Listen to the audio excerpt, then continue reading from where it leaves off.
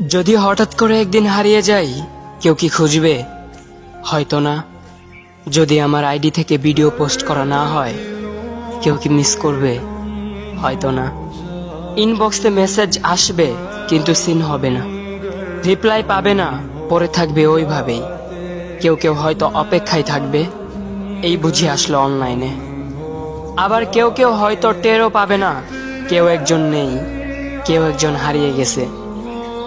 হঠাৎ একটা সময় কারোর হয়তো মনে পড়বে, কে জানি আর নেই। কষ্ট করে নামটা সার্চ করবে, পুরনো ভিডিওগুলো দেখবে আর ভাববে হুট করে কোথায় চলে গেল।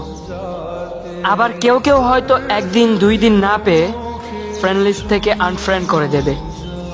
যখন আমি থাকবো না, তখন আমার স্মৃতি কারোর মনে পড়বে, হয়তো পড়বে, আবার হয়তো পড়বে না।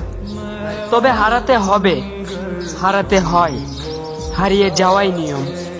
পার্থক্য একটাই, কেউ আয়োজন করে হারায়,